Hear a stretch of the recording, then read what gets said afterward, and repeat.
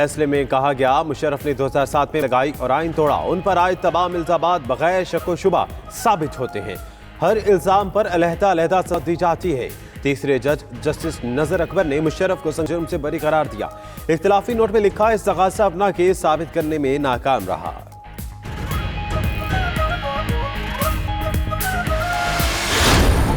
خصوصی عدالت کے سربراہ جسٹس وقار احمد سیٹھ کا فیصلہ۔ جسٹس شاہد کریم کا فیصلے پر اتفاق، لانے سے اختلاف، تفصیلی فیصلہ 169 صفحات پر مشتمل، سیکیورٹی اداروں کو مشرف کو گرفتار کرنے کا حکم، مفرور کروانے میں ملوث افراد کے خلاف بھی کارروائی کی ہدایات۔ مشرف کے خلاف فیصلے پر افواج پاکستان کے تحفظات، ملک اور ادارے کی عزت کا دفاع کرنے کا اعلان۔ میجر جنرل آصف غفور کہتے ہیں فیصلے کے الفاظ مذہب، تہذیب اور اقدار سے بالاتر ہیں۔ تحریری فیصلے سے خدشات سچ ثابت ہوئے، جواب کے لیے تیار ہیں۔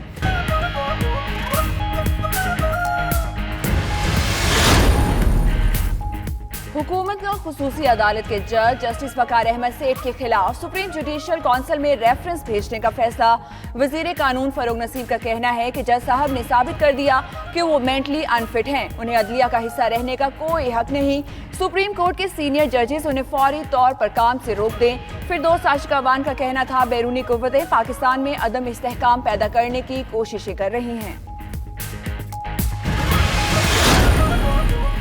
اٹکانے کے فیصلے پر علماء کرام اور قانون دان پھٹ پڑے۔ اعتزاز ایسے نے کہا سمجھ نہیں آ رہا فیصلے پہ ہنسا جائے یا رویا جائے۔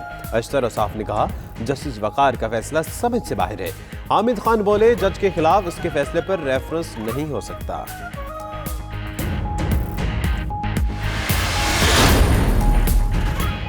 وزیر اعظم عمران خان کو کئی بار مشرف کیس کی خامیوں بارے آگاہ کیا۔ شیخ وقاص اکرم کا 92 نیوز کے پروگرام جواب چاہیے میں دعویٰ، کہتے ہیں وزیر اعظم کو ان کی ٹیم اور مشیروں نے کیس غلط بتانے کا بتایا۔ عمران خان کو کیس واپس لینے کا کہا گیا مگر انہوں نے انکار کر دیا۔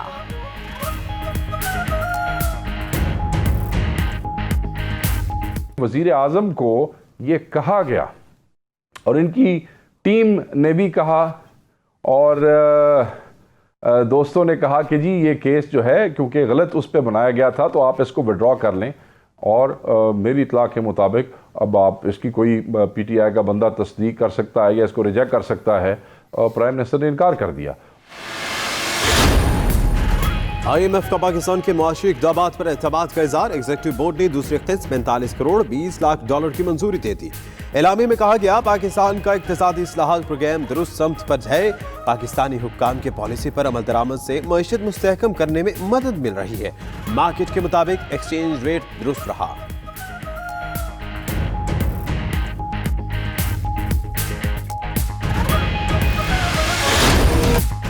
کراچی ٹیسٹ کا آج دوسرا دن، سری لنکا کی ٹیم 64 رنز 3 کھلاڑی آؤٹ پر پہلی اننگز آگے بڑھائے گی۔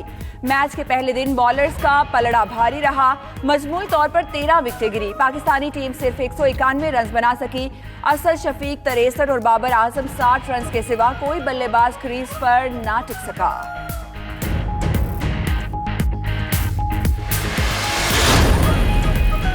پانی کی ضرورت، بجلی نہ کسی قسم کا ایندھن درکار، برف کے بغیر ہی برفیلا میدان تیار۔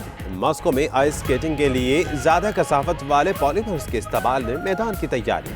خواتین، بچوں، بڑوں سبھی نے جم کر دل بہلایا، آئس سکیٹنگ کا خوب مزہ اڑایا۔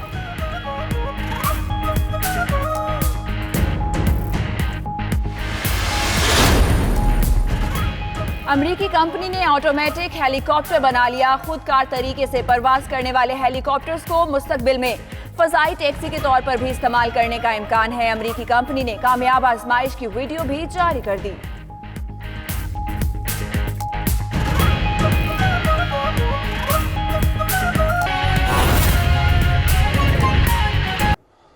آج کے جنرل پرویز مشرف سے متعلق تفصیلی فیصلہ کے بعد جو 17 دسمبر کو مختصر فیصلہ آیا تھا، اس کے رسپانس میں جو خدشات کا اظہار کیا گیا تھا وہ آج کے تفصیلی فیصلے سے وہ خدشات صحیح ثابت ہو رہے ہیں۔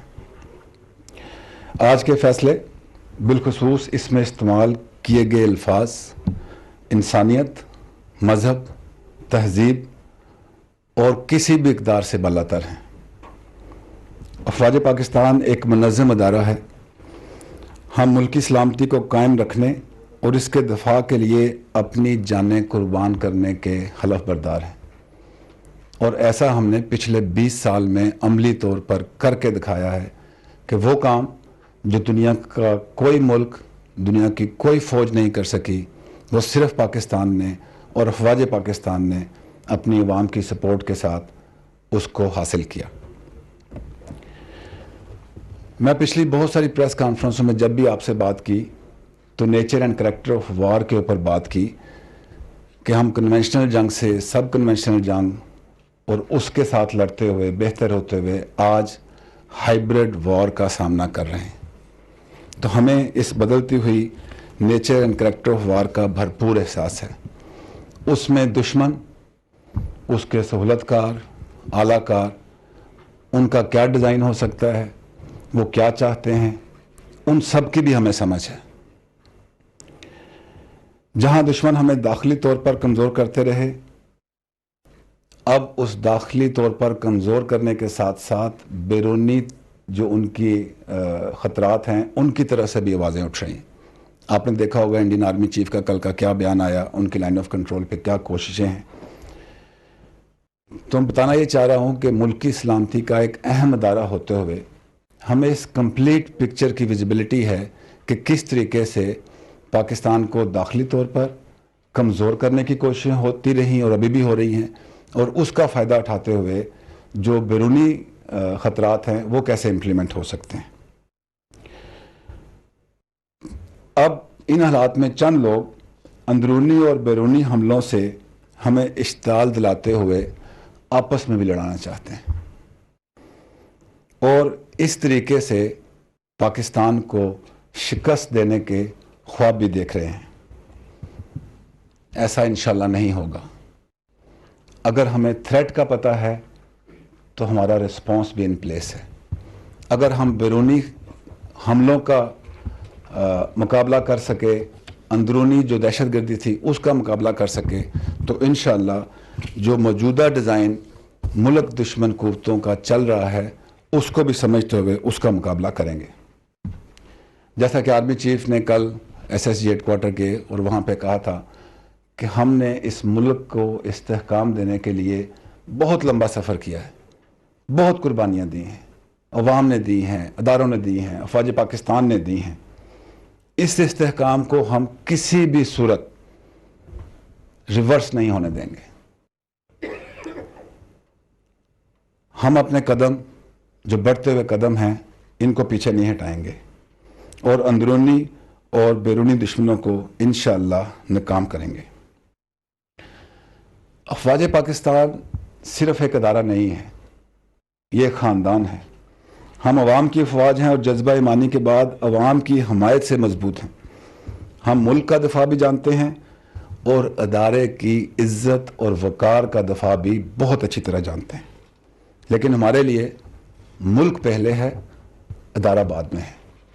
आज अगर मुल्क को अदारे की कुर्बानियों की, अदारे की परफॉर्मेंस की और हमारी यकजहती की ज़रूरत है तो हम दुश्मन के डिज़ाइन में आके उन चीज़ों को ख़राब नहीं होने देंगे और इंशाअल्लाह हम मुल्क का भी, उसकी इज़्ज़त का भी, उसके वक़ार का भी और अदारे की इज़्ज़त और वक़ार का भी भरपूर दफा करेंगे।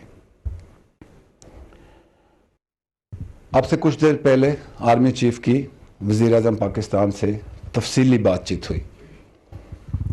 इस फैसले के आने के बाद अफवाज पाकिस्तान के क्या जज्बात हैं, और मैं मीडिया देख रहा था, एनालिसिस देख रहा था, उससे रिफ्लेक्शन मिल रही है कि जो मुहिब्बे वतन पाकिस्तानी हैं, जो समझते हैं कि पाकिस्तान किन ख़तरात से दो चार है, उनके जज्बात को भी देखते हुए हमें इसको आगे लेके कैसे चलना है, ये आर्मी चीफ और वज़ीर आज़म पाकिस्तान की बड़ी तफसील से बात हुई है।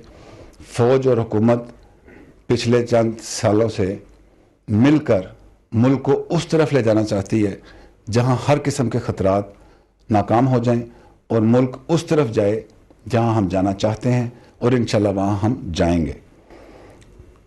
कि जो मुहिब्बे वतन पाकिस्तानी हैं, जो समझते हैं कि पाकिस्तान किन ख़तरात से दो चार है, उनके जज्बात को भी देखते हुए हमें اس کو آگے لے کے کیسے چلنا ہے، یہ آرمی چیف اور وزیر اعظم پاکستان کی بڑی تفصیل سے بات ہوئی ہے۔ فوج اور حکومت پچھلے چند سالوں سے مل کر ملک کو اس طرف لے جانا چاہتی ہے جہاں ہر قسم کے خطرات ناکام ہو جائیں، اور ملک اس طرف جائے جہاں ہم جانا چاہتے ہیں، اور انشاءاللہ وہاں ہم جائیں گے۔